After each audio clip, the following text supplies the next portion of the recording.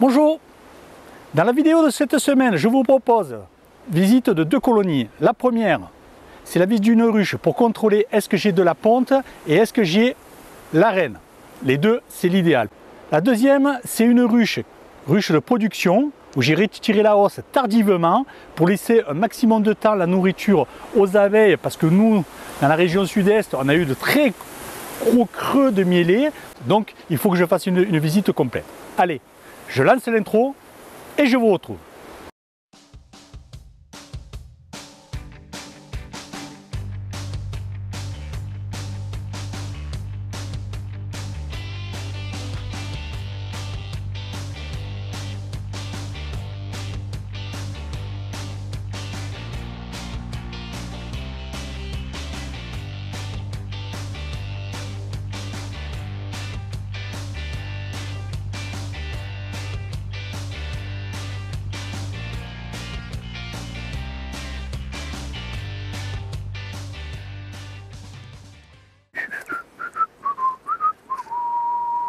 Dernière fois que je l'ai contrôlé, reine pas vue. Donc je secoue pour faire tomber les abeilles. Donc ici, ça c'est un cadre. Hop, qui est en plus, qui est derrière la partition, il est en attente. Ici, la partition. Un petit coup de nettoyage.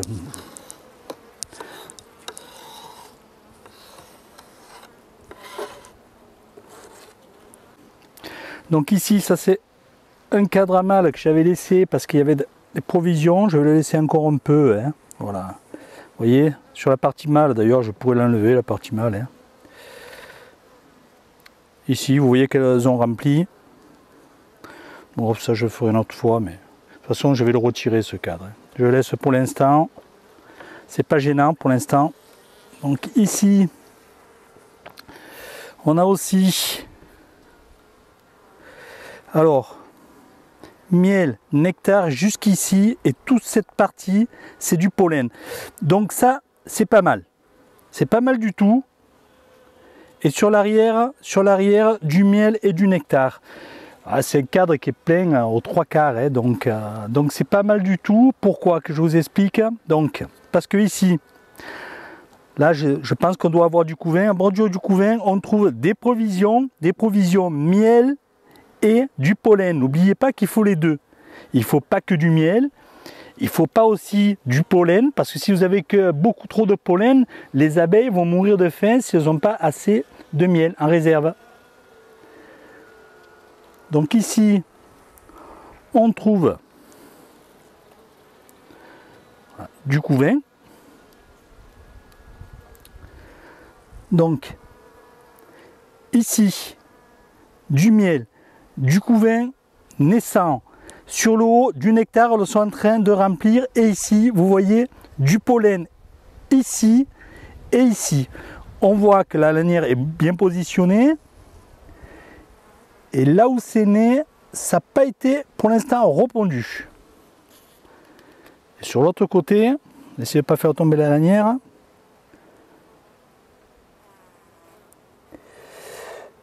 Non, c'est du naissant, mais je ne vois pas de ponte.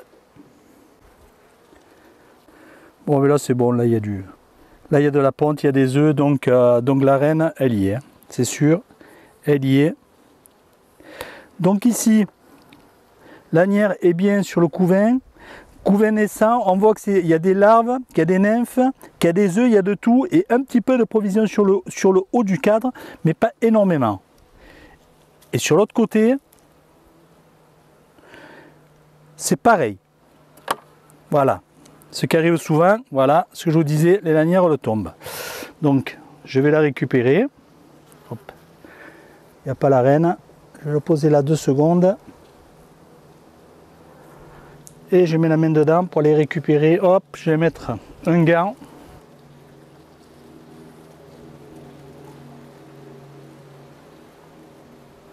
Et voilà. Hop, le gant, on mettrait après. Donc je sais que le cadre qui vient juste après, cette lanière, il est derrière.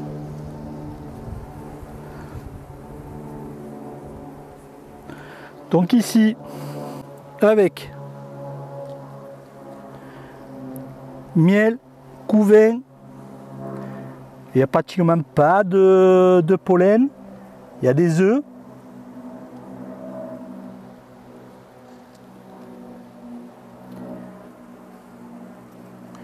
Ici c'est pareil, c'est la même chose. Hein. On est beaucoup sur du couvain naissant en ce moment.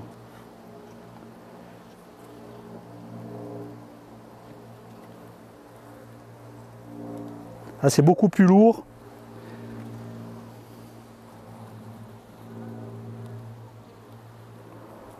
Ah oui. Ouais, c'est beaucoup plus lourd, mais on comprend pourquoi. Vous voyez, il y a encore des faux bourdons. Hein. J'ai encore des faux bourdons, mais j'ai des ruches qui ont encore des œufs de mâle, hein. Quoi, de la ponte de mâle, hein. Du couvain. Donc ici, miel et du nectar pratiquement jusqu'en bas. Pratiquement jusqu'en bas. De ce côté, hop, voilà. La reine, c'est une reine blanche.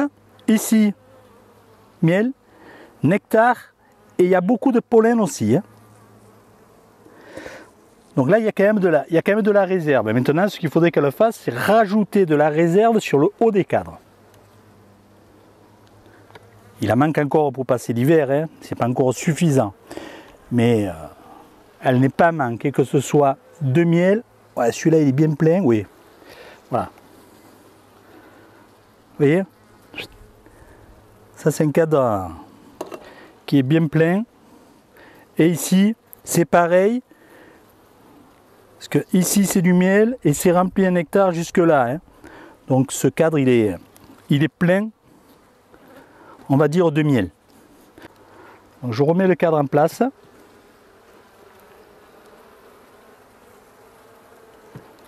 Celui-ci, c'est pareil. Réserve. Là,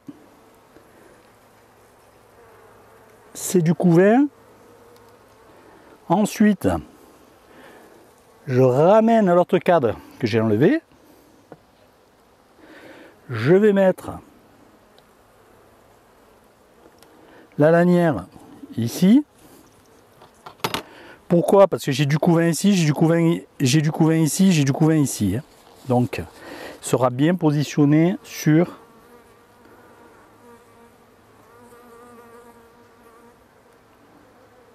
Vous voyez, si là je la lâche, voilà, vous voyez, ça descend tout seul. Hein.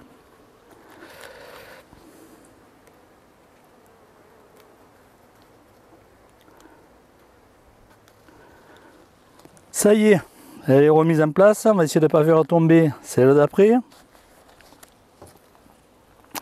On remet le cadre en place.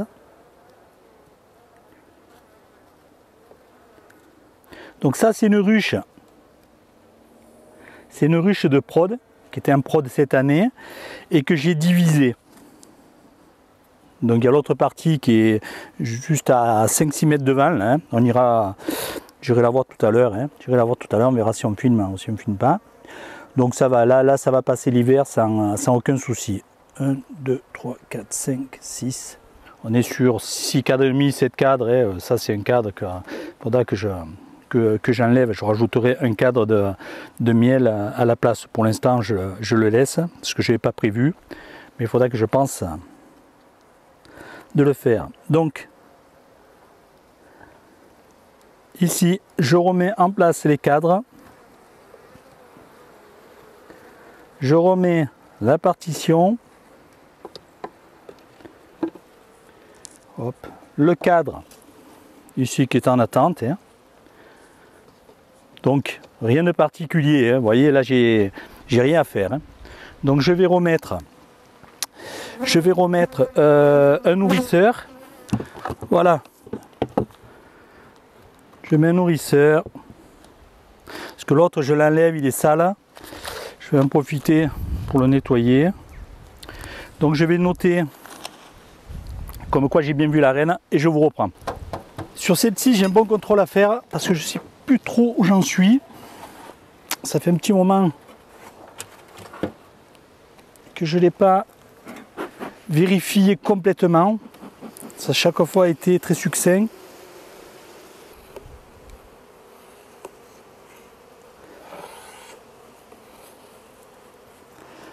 Donc déjà, pour commencer,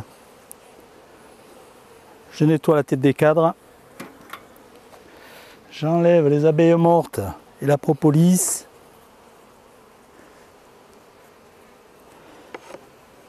On voit qu'il y a bien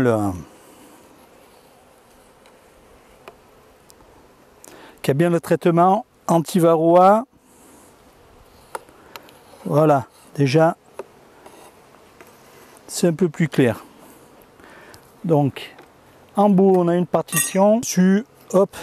Donc ici au rucher où je suis, il y a une floraison, hein. Il y a de la luzerne et il y a des fleurs jaunes, je ne sais pas ce que c'est, mais il y en a beaucoup. Et quand on arrive aux ruches, on sent de toute façon l'odeur de miel. Donc je sais qu'il y a une rentrée, de miel. Hop, c'est lourd. Donc ici c'est operculé, comme vous pouvez le voir, jusque là, et c'est plein pratiquement jusqu'en bas. Hein. Donc,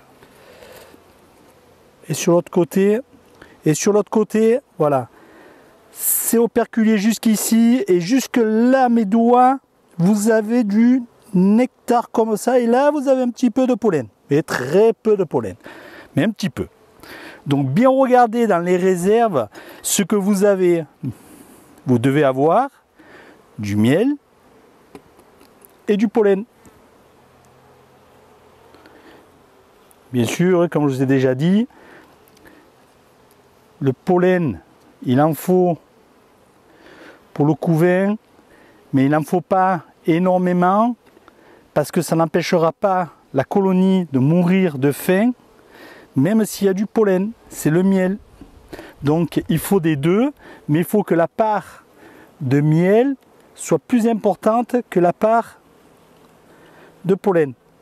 Donc comme j'ai une partition, hein, je décale d'un et je mettrai la partition de l'autre côté. Hein. Ça me fera gagner du temps. Donc celui-là qui vient après, c'est lourd aussi, mais c'est beaucoup plus léger. Hein. Oui, alors là, voilà. Ici un cadre, miel sur le haut et pollen de partout.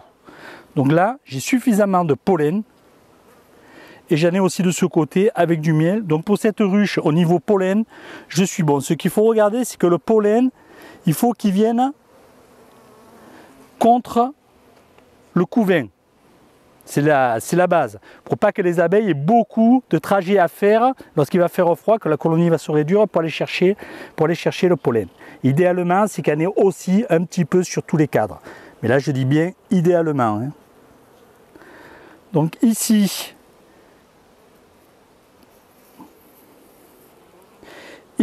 mais voilà, pollen. Vous voyez ici du couvain naissant, il y a des larves. Il y a du miel sur le haut. Et de ce côté, il y a beaucoup plus de couvain naissant. Il y a aussi du pollen ici. J'en ai ici, un petit peu ici, et du miel sur le haut. Donc ça, c'est des cadres qui sont très bien pour la saison hivernale. Ah, j'ai pas mon gars. Hop, il faut que j'aille le récupérer. Donc je vais poser ce cadre. Attention de ne pas me prendre dans la lanière, voilà. Donc la visite qu'on a fait juste avant, vous avez vu, c'était pour voir la reine. Hein. J'avais noté comme quoi je ne l'avais pas vue, donc je m'assure qu'elle est bien là. J'avais vu de la ponte, donc j'étais pas inquiet, mais là je l'ai bien vue. Donc je suis rassuré, j'ai bien noté comme quoi j'avais bien la reine. Ici, c'est une visite différente. Ici, c'est vraiment un état des lieux précis de celle-ci parce que je l'ai toujours fait rapidement. Je n'ai pas trop approfondi celle-ci, parce que j'avais changé de reine et je voulais foutre la paix. Voilà, la raison. Donc ici, du couvain. Vous voyez comme il est noir, hein, c'est qu'il est naissant.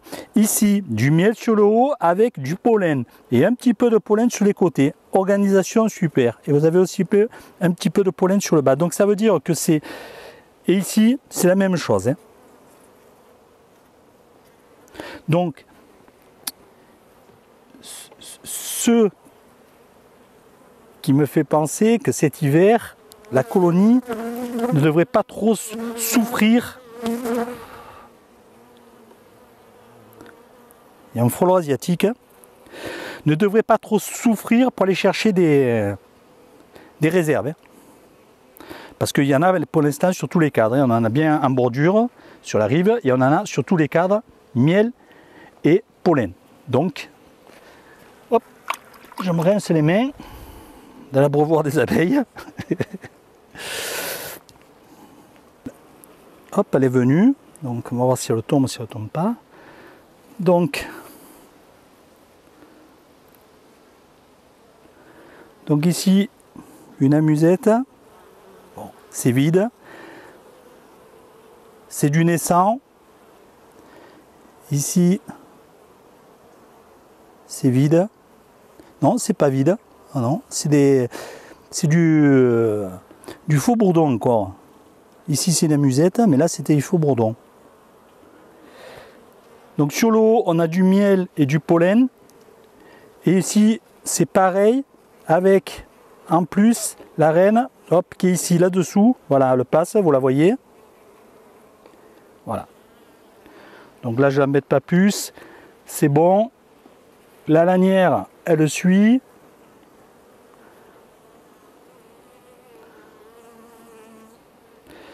Je vais remettre en place l'autre lanière. Mais maintenant le cadre comme il faut, voilà.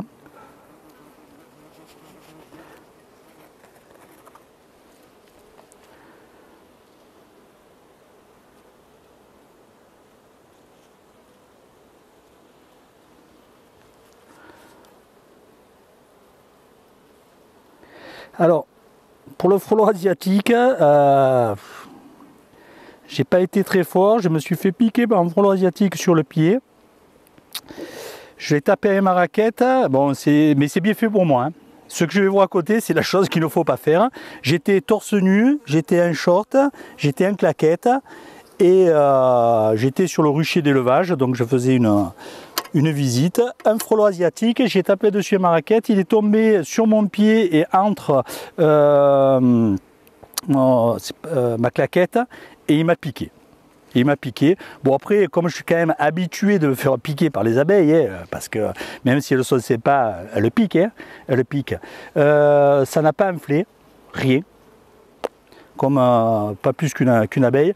Par contre, au niveau de la douleur, c'est beaucoup plus douloureux qu'une abeille ou qu'une guêpe. Hein. Là-dessus, c'est pas du tout la même histoire. C'est beaucoup plus douloureux et ça dure beaucoup plus longtemps hein, parce que ça m'est arrivé dans l'après-midi et la nuit ça me lançait la nuit encore. Hein. Donc ici pareil, couve naissant et c'est tout pondu, larve, nymphe. Bon je passe, très peu de miel en haut, du pollen. Donc ce côté c'est pareil. Donc on voit qu'on est quand même, sur les cadres, on est quand même assez homogène. Et celui-ci, c'est celui-ci qui a le moins de réserve. Après, c'était un cadre que j'avais mis à étirer. Donc hop, de suite, je remets ça.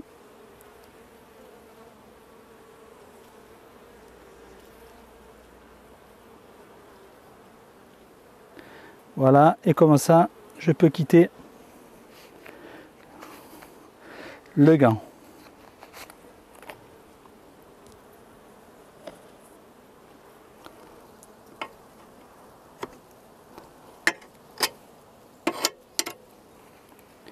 Alors, celui-ci, qu'est-ce qu'elles ont fait? Bon, je vois que ça a été quand même étiré, même si c'est tard, vous voyez, elles étirent encore. Hein. Eh bien écoutez, c'est étiré et il y a de la ponte ici. Il y a des œufs ici. Il y en a ici aussi. Donc elle a fait ça, elle a fait le haut. Alors il y en a jusque là, jusque là. Donc voilà, il y a à peu près ça de ponte, hein, un quart. C'est pas mal. C'est pas mal du tout. Et ce côté, c'est pondu plus bas. Ça va plus bas. La ponte s'arrête un demi, à peu près un demi-cadre, à peu près. Ça va jusqu'ici. Voilà, jusque là. Super. Super. Par contre, pas une goutte de réserve, hein, celui-ci. C'est uniquement de la ponte. Bon après, il a fallu que le lait tire, c'est pas quand même la période idéale. C'est pas la période idéale. Hein. Donc ici, je décale mon cadre sur le côté parce qu'ils sont collés, ça fait des ponts d'un cadre à l'autre. Donc, hop, je vais nettoyer un petit peu parce que c'est jamais pratique d'avoir ça. Vous voyez, c'est bien sûr les excédents où il y a le miel. Alors, il ne faut pas se faire du souci quand vous faites ça. Hein. Elles vont le récupérer, le miel. Hein.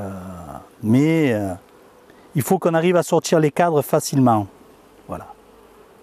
Donc, il ne faut pas avoir peur à des moments aussi d'écraser. Là où on a des boursouflures, de les écraser, elles viendront récupérer le miel et voilà, ça remet tout en place. Et après, vous pouvez vous travailler tranquillement. Tranquillement, du moins plus facilement. Donc ici, voilà, comme je vous disais, il y a bien une rentrée. On le voit bien. Hein. Miel jusque là. Hop. Et du nectar pratiquement jusqu'en bas. Et c'est à fleurs. Hein. Donc là, elles n'ont pas grand chose à rajouter pour finir d'operculer. Et ils sont operculés. Et ce côté, voilà, je ne le penche pas parce qu'il est tellement lourd que j'ai peur que ça me casse les cires. Hop, je vais le tourner comme ceci. C'est la même chose. Mais il y a du pollen aussi en plus. Voilà. Il y a un petit peu plus de pollen de ce côté, puisque ici, sur cette partie, vous avez du pollen, vous en avez ici et un petit peu ici. Donc ce cadre, une fois operculé, sera complet. Donc, je vais finir le dernier. Bon, le dernier, je vais faire la même chose et je vais enlever l'excédent de cire et de miel qui déborde sur le côté pour que ce soit plus facile après. Je serai beaucoup plus léger. Hein. Il y a beaucoup moins de réserve. Donc, ouais, il y en a jusqu'ici. Voilà. Hop, comme ça. De ce côté. Et de l'autre côté, il y en a un petit peu plus. Vous voyez, même en faisant attention, j'en ai écrasé 2. Donc ça, c'est les amusettes, hein, parce qu'il n'y a pas de ponte, hein, donc ça risque pas de faire une cellule royale. Hein. Donc voilà, j'enlève l'excédent, je le fais tomber juste là-dessous, parce qu'il y a des abeilles dessus, et pour qu'elles aillent le récupérer. Hein. Je fais pareil de partout.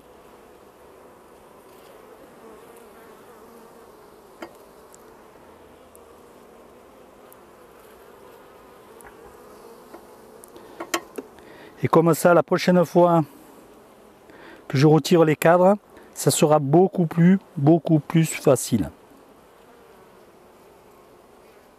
Si on les laisse faire, dans une paire de semaines, tout est collé. Hein. Voilà, c'est bon. Donc je le remets en place. Bien sûr, la partition, allez mesdames,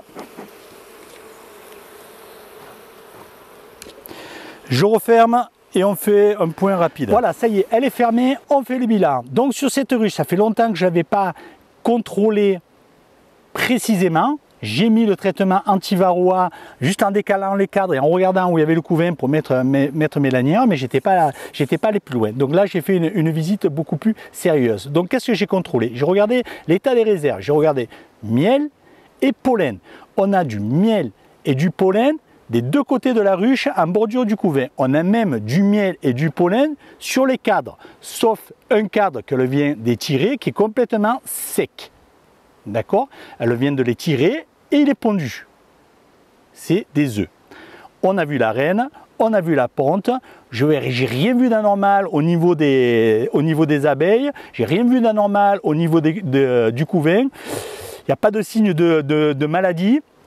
Donc pour moi tout est bon. Donc je l'ai noté et ensuite je vais faire toutes les visites du rucher pour équilibrer les ruches. C'est comme je vous l'ai dit dans l'épisode, là on est en pleine mielée, moi en ce moment sur ce rucher, ça miele. Ça miele bien, on le voit, On voit qu'il y a de la rentrée, hein. On le voit au nectar, hein, ça se voit facilement. Hein. Ça se sent, de toute façon, vous le sentez quand vous arrivez à vos ruches, et vous sentez l'odeur du miel. Hein. Donc là-dessus. Ensuite, certains internautes me demandaient la part de pollen, de miel.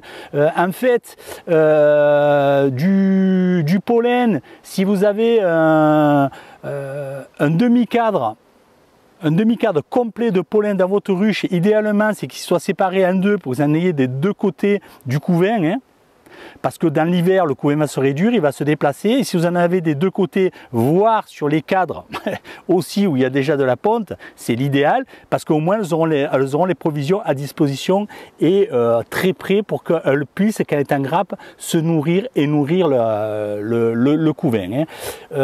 Ensuite, ce qu'il faut beaucoup, c'est du miel. C'est du miel. Beaucoup m'ont posé la question, mais il faut combien de kilos? Je vais vous dire, sur une ruche avec une colonie forte, si vous avez des buckfast, et suivant votre positionnement, il faut le modifier. Mais moi, dans la région où je suis, je sais qu'avec 13 kg, entre 10 et 13 kg, moi ça passe largement, Mais attention, j'ai des mielées qui vont être encore tardives, moi. Et en début d'année, j'ai les amandiers et les abricotiers. Donc ça démarre très tôt. Donc, prévoyez toujours un petit peu plus de réserve. Alors, un autre abonné m'a posé la question en me demandant, hop, il y a l'enfumoir. Il y a de la fumée partout. Un autre abonné m'a demandé, me disant, ouais, est-ce qu'il faut nourrir toutes les années? Moi, je ne nourris pas toutes les années. J'essaie de nourrir le moins possible. Pourquoi? Parce que je préfère laisser à un moment mes os avec du miel plus longtemps sur mes ruches et qu'elles consomment du miel. Voilà, que le consomme du miel et que le tape pas trop dans le corps, et je le retire plus tardivement, comme cette année, je les ai retirés tardivement pour les laisser consommer le miel quand elle était dans le creux de la mêlée et qu'elle ne tire pas sur le corps. Et là, je vois que mes corps sont vite remplis parce qu'il reste quand même du miel. Et avec ceux qui rentrent actuellement, ça se remplit. Donc, je n'aurai pas à nourrir énormément. Oui, j'en aurai à nourrir. On en a toujours à nourrir. Donc quand il faut nourrir, on nourrit. Il ne faut pas se poser la question. On nourrit avant que ce soit l'hivernage avec du sirop lourd. Et ensuite, on fait les contrôles dans l'hiver et on nourrit ensuite avec du candy s'il y a besoin. Mais on ne laisse pas mourir ces abeilles de faim. Donc voilà. J'espère que vous avez compris maintenant au niveau des réserves que l'on a besoin. Alors après, c'est pas mathématique. Hein. Moi, il ne faut pas me demander, j'habite à 1600 mètres, qu'est-ce que vous me conseillez? Où je suis en Normandie, où je suis dans les Alpes, où je suis en Côte d'Azur. Hein. Moi, je vous donne ma position. On va dire, moi, je suis dans le Gard-Audanien, à face à Avignon. Voilà. Les hivers sont doux, sont très courts, on est quand même privilégié à ce niveau-là. J'ai de la chance aussi que mes ruchers soient positionnés à des endroits où il y a beaucoup de floraison, hein, comme là je vous dis, là en ce moment, ici, là il y a une quinzaine d'hectares de luzerne et c'est en fleurs. C'est en fleurs. Alors c'est sûr qu'il fait chaud, c'est sûr que les fleurs ça donne pas énormément, mais sur ce rucher, j'ai pas beaucoup de ruches, hein, donc vous voyez, j'aurais pas de souci de réserve sur ce rucher. Mais écoutez, voilà, on arrive à la fin de l'épisode. Donc les deux colonies deux visites que je vous ai filmées, sur la première, eh bien, super, il y a la reine et la ponte, donc aucun problème. La deuxième, la colonie est belle, il y a des réserves, c'est pas encore le top pour l'hiver, mais je ne me fais pas de soucis, j'aurais pas besoin ça c'est une ruche que j'aurais pas besoin de nourrir. Donc écoutez, je vous remercie d'avoir regardé l'épisode en entier, je vous souhaite une excellente semaine, je vous donne rendez-vous prochainement pour de nouvelles aventures et surtout, prenez bien soin de vous. À bientôt les apis.